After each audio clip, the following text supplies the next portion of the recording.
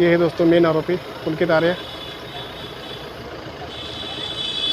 महिला है और महिला को पुरुष के रूप में इन्होंने प्रस्तुत किया है, तो अब इसके अभिलेखों की जानकारी लेकर के तब कार्रवाई की जाएगी। आप जेंडर के लिए या किसी चीज़ के पर्सनल उस पर आप कोई सवाल कोर्ट में नहीं कर सकते थे। तो हमारा तो लक्ष्य ये है कि लड़की को इंसाफ मिलना चाहिए, हमारी बेटी को इंसाफ मिलना चाहिए। का पूरा सहयोग हमारे साथ है और जब तक जनता हमारे साथ सहयोग करेगी भाई हम भी उठे रहेंगे। पुलकित आर्य बहुत गंदा आदमी है, वकील है, वो इस केस को भटकाने की कोशिश कर रहे हैं। स्वागत है आपका मेरे एक और नए ब्लॉग में।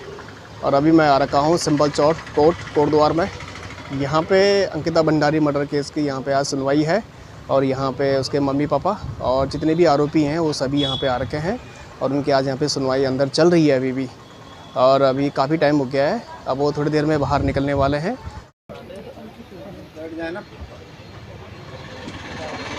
अभी दोस्तों यहाँ पे जितने भी आरोपी के हैं तो आरोपी के करके लाया जा रहा है उनको। तो एक आरोपी इसमें चला गया है दोस्तों और यहाँ पे दूसरा आरोपी एक और आ गया है। देखो दोस्तों कि दूसरा आरोपी है।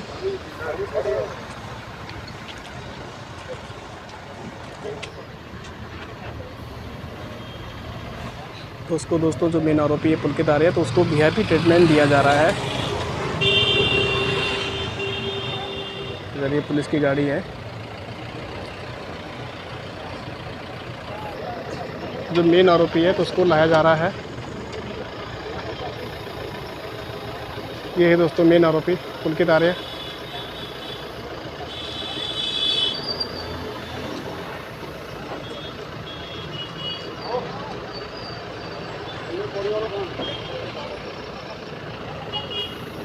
अब मेन जो गवाह भी आ रहे हैं।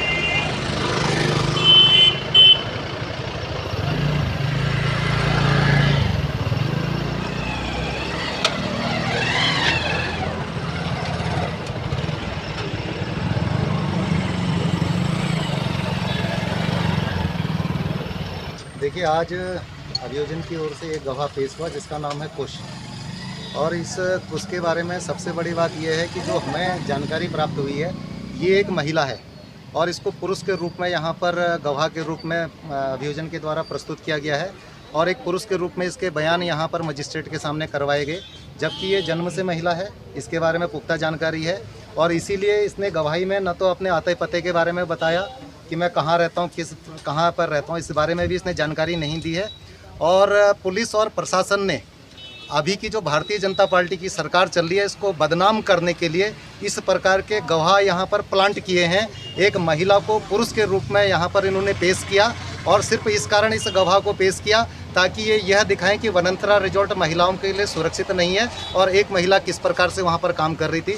जबकि ये कुछ हर तरीके से महिला है और महिला के रूप में ही वहाँ पर काम कर रहा था और इसको पुरुष के रूप में यहाँ पर इन्होंने गवाह के रूप में प्रस्तुत किया है, जिसके खिलाफ अब हम आवश्यक दस्तावेज इसके बारे में प्राप्त करेंगे और इसके खिलाफ और जिन लोगों ने इसको गवाह के रूप में यहाँ पर एक महिला को पुरुष बना के प्रस्तुत किया है, उन सब के खिलाफ अब कार्रवाई की जाएगी। तो इसका मतलब ये एक मिला हुआ गवाह है जिस महिला को जो है पुरुष के रूप में यहाँ पर प्लांट करके उसकी गवाही करवाई गई है। देखिए, जमानत याचिका तो इस न्यायालय से अभी निरस्त हो चुकी है। अब इसके लिए माननीय उच्च न्यायालय में हम कार्रवाई करेंगे। देखिए, न्यायालय में जो भी कार्रवाई होती है वो अभिलेखों के आधार पर होती है।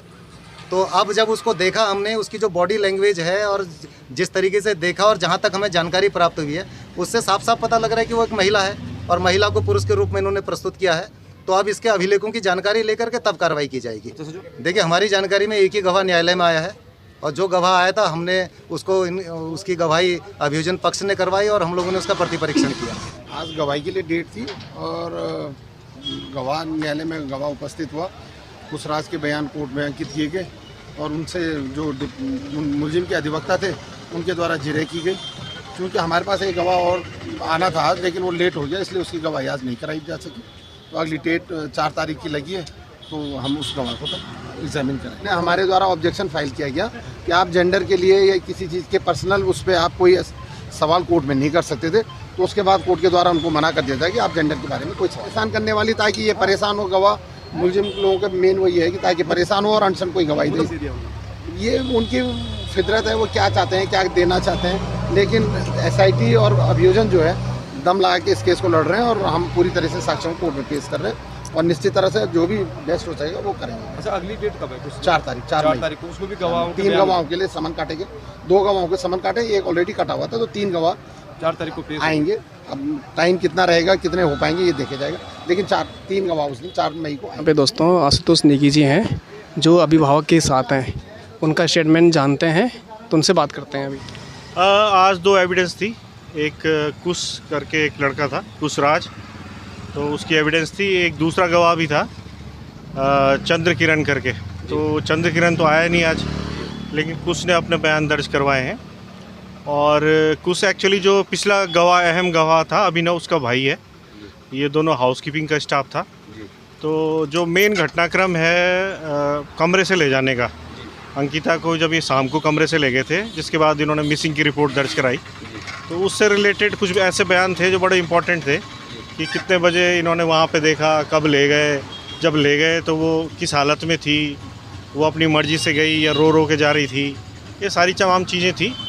और जब ये रात को वापस आए तो कितने बजे वापस आए, इन्होंने क्या देखा, ये 4 लोग थे या 3 लोग थे, इस बारे में इन्होंने अपने बयान दर्ज करवाए। बहुत सारी चीज़ें इसमें मजबूत हैं, ऐसी बात नहीं है कि केस कमज़ोर है, लेकिन इसमें एक जो वीआईपी का एंगल था, वीआईपी का एंगल गायब हुआ है इसमें। निश्चित तौर पे सब लोग जानना चाहते हैं कि जो जिसके बारे में अंकिता की चैट में जिक्र था कि एक वीआईपी को एक्स्ट्रा सर्विस देने के लिए उस पर दबाव बनाया जा रहा था, तो वो बड़ा इम्पोर्टेंट प्रश्न था।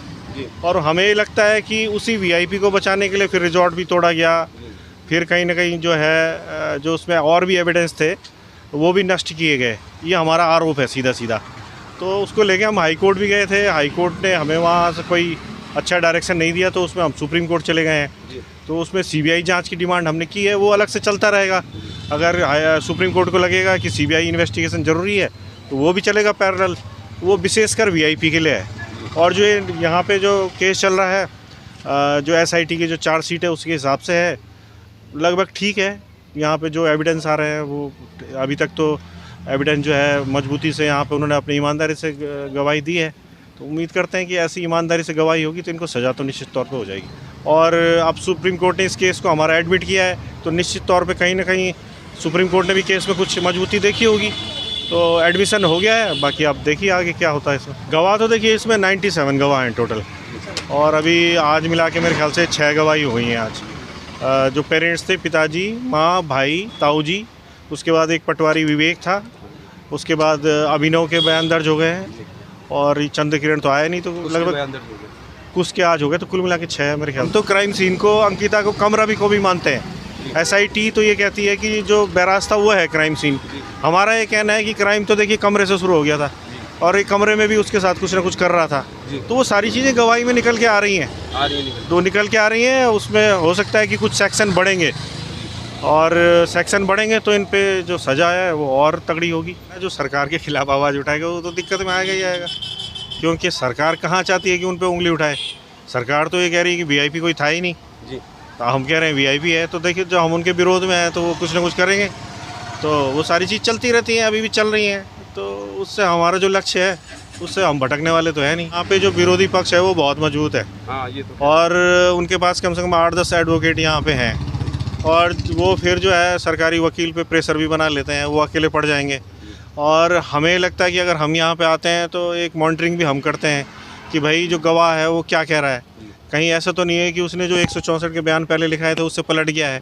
तो इससे हमें साथ साथ ये भी पता चल जाता है कि जो हमारा केस है इसमें एविडेंस किस तरफ जा रही है। अगर गवाह यहाँ पे पलट गया तो नेचुरली हमारी गवाही कमज़ोर होगी, तो केस कमज़ोर होगा। अभी तक तो ऐसा नहीं हुआ है, गवाह जो है ईमानदारी से उन्होंने अपने बयान दिए, लगभग वही बयान है। अब ये हो सकता है कि भाई 5-6 महीने का टाइम हो गया है तो गवाह थोड़ा बहुत कुछ भूल गया हो, वो बात अलग है, लेकिन ओवरऑल जो है जो बयान है उनसे हम सेटिस्फाई है, ठीक है ना। अगर उन्होंने ऐसा कुछ कहा है तो देखिए, ये तो अगर कोई लेमैन भी हो, जो वकील भी ना हो, अगर एक पुरुष किसी चीज़ को देखता है और एक महिला उसे देखता है, तो आंखें तो पुरुष और महिला में बराबर ही होती है। तो अगर वो पुरुष था, उसने कुछ देखा तो वही महिला ने भी देखा। और दूसरा ये है कि जो समानता का अधिकार है हमारा, उसका भी हनन है। अगर वो इस तरह का प्रश्न चिन्ह उठाते हैं गवाह पे, और उसकी निजता है, जो उसकी व्यक्तिगत जो भी चीज़ है जेंडर को लेकर, उसकी यहाँ पे फजीहत करते हैं, तो वो चाहे तो फिर उनकी कंप्लेंट भी कर सकता है कि गवाह को आप इस तरह से प्रताड़ित नहीं कर सकते। वो महिला है, पुरुष है, उसका एविडेंस से कुछ लेना देना नहीं होता है। भाई वो जो देख रहा है वो तो उसने देखा ही है ना। आप खुद सोचिए, कोई गवाह है, उससे पुरुष और महिला होने से क्या फ़र्क पड़ा? उसने जो देखा है सो तो देखा ही है। तो वो तो मुझे तो नहीं लगता कि उनकी बात में कोई दम है। मैंने ये सवाल वहाँ पे सुन लिया था, वो सब हंसी रहे थे कि ये क्या पूछ रहे हैं। अंकिता भंडारी के माता पिताजी यहाँ पे आ गए हैं, यहाँ पे बातचीत कर सकते हैं यहाँ पे अभी। नमस्कार। 2 गवाहों के बयान लिए जाने थे और हम पौड़ी से जब सुबह 5 बजे के आसपास चले, तो जब हम पौड़ी से आगे आए तो हमें पता चला कि फर्जी मुकदमे में जो है आशुतोष नेगी जी को यहाँ पे अरेस्ट करने की एक सोची समझी चाल थी, तो हमने भी नाकाम कर दी। उनकी सोची समझी चाल हमने नाकाम कर दी और वो चाहते थे कि अंकिता भंडारी के केस में जो आशुतोष नेगी जी हैं वो हियरिंग न कर सके और उनको अरेस्ट किया जाए, लेकिन हमने उनकी चाल को समझकर हमने उनको चाल की नाकाम कर दिया। और दूसरी बात, जो हमारा ये बिजनौर का रहने वाला जो वनंतरा में कार्यकर्ता था कुशराज, उसके बयान लिए गए। तो मैं सबसे पहले अभिनव और कुशराज के माता पिता को नमन करता हूं और नमस्ते अपनी तरफ से कहना चाहता हूं कि उन्होंने एक अपनी ऐसी संतान को जन्म दिया जो कि एक निर्भय होकर उसने जो वहाँ पे उस दुर्घटना के दौरान जो देखा उसने यहाँ पे बयान किए। और एक पॉइंट उसने ज़रा छोड़ दिया, क्योंकि छोटा बच्चा है तो उसे ये ज़रा उसको उस पर प्रेशर डालने की कोशिश करे थे आरोपी के वकील। तो हमारे आशुतोष नेगी जी ने थोड़ा बीच में बोला तो उन्होंने बीच में रोकने की कोशिश की। तो लड़का ये कहना चाहता था कि वनंतरा रिजोर्ट में के ग्राउंड में 18 तारीख को जो पुलकित अंकिता भंडारी के साथ जो गलत हरकत कर रहा था और उसके गलत कोई टचिंग कर रहा था, उसके बारे में संबंध में कह रहा था। तब तक आरोपी के वकील ने वो कर दिया, ऑब्जेक्शन कर दिया। जैसे आपको यहाँ पे काफ़ी टाइम जैसे साल भर से होने वाला है, जी हाँ। तो आपको यहाँ पे अभी लग रहा है कि सरकार की तरफ से लग रहा है कि कुछ मैंने केस अब जिस तरह से इन्होंने फास्टे के तहत कहा था कि फास्टे के तहत यहाँ पे केस की सुनवाई की जाएगी, उससे मुझे तो लग नहीं रहा है। 2-3 हफ्ते बाद हो गया। फिर अभी हमारे 2-3 जो मेन गवाह हैं वो भी आएंगे अभी। और आज मैं से नहीं तो उनको 97-98 करके यहाँ पता नहीं कहाँ से कैसे करके भगवान जाने पर, लेकिन अभी 7-8 अभी हमारे मेन गवाह हैं। जैसे अभी जनता का समर्थन मिल रहा है आपको? हाँ, जनता का पूरा सहयोग हमारे साथ है और जब तक जनता हमारे साथ सहयोग करेगी भाई हम भी उठे रहेंगे। फिर हमने तो उठना है पर, लेकिन मैं हाथ जोड़ के जनता से अपील करना चाहता हूँ कि हमें जब किसी भी चीज़ की आवश्यकता पड़े हमारा साथ देना। यहाँ पे दोस्तों अंकिता भंडारी जी की माता जी हैं, तो उनसे थोड़ा बातचीत कर सकते हैं कि उनको यहाँ पे कुछ यहाँ पे लग रहा है कि उनका केस मजबूत हो रहा है यहाँ पे, तो उनसे बातचीत कर सकते हैं।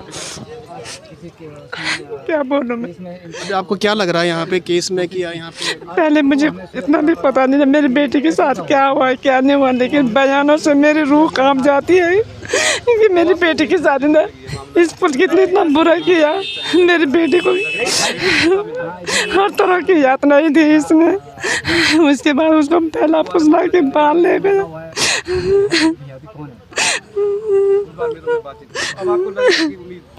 जैसे यहाँ पे अभी काफ़ी टाइम लग रहा है यहाँ पे आप लोगों को यहाँ पे, तो बार बार जैसे बुला रहे हैं तो आप लोग भी इससे भी काफ़ी परेशान हो ही रहोगे कि बार बार परेशान हो रहे हैं। हम सुबह 5 बजे अंधेरे में आ गए थे, बारिश भी लगी हुई थी, रास्ता भी हमारे यहाँ का ठीक नहीं है।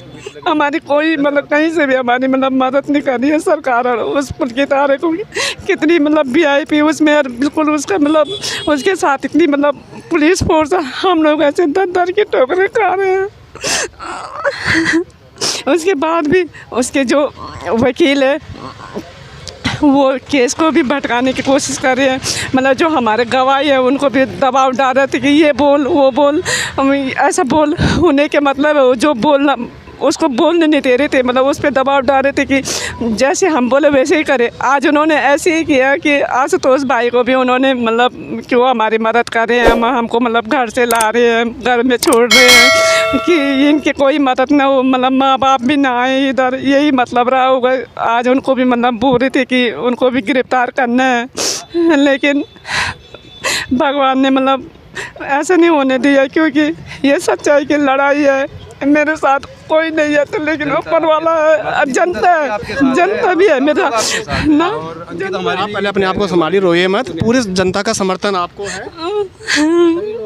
कभी किसी माँ को इस तरह ना रोना पड़े जिस तरह मैंने पुलकित को देखा। मैं कुछ नहीं कर सकी, मेरे बेटी का हथियार मेरे सामने खड़ा था, मैं कुछ नहीं कर पाई मैं उस बेटियों के लिए खड़ी हूँ। मेरी अंकिता तो लौट के नहीं आएगी, लेकिन जो बेटियाँ नौकरी करने के लिए बाहर जा रही, जैसे मेरी बेटी भी मेरा सहारा थी, मेरे घर की चिराग थी, और इसने मेरी बेटी को मार दिया। क्या कसूर था मेरी बेटी का? अगर मेरी बेटी वहाँ नौकरी नहीं करना चाहती थी, अपने पापा को फ़ोन करते, उसके पापा को फ़ोन करते कि अपनी बेटी को ले जाओ यहाँ से, उसे मारने की क्या ज़रूरत थी? क्या कसूर था मेरी बेटी का? अभी दोस्तों आपने यहाँ पे अंकिता के माता पिता के बारे में उनका स्टेटमेंट भी आपने यहाँ पे सुना है।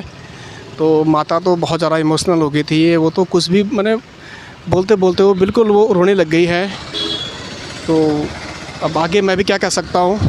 तो मैं आप लोगों से यह है कि पूरा जनता जो है उनका समर्थन करें, और इस वीडियो को आप ज़्यादा से ज़्यादा आप इसको शेयर कीजिए, लाइक कीजिए। तो चलो दोस्तों, मैं इस चैनल को यहीं समाप्त करता हूँ, फिर मिलते हैं आपको नेक्स्ट ब्लॉग में। ओके दोस्तों, बाय बाय।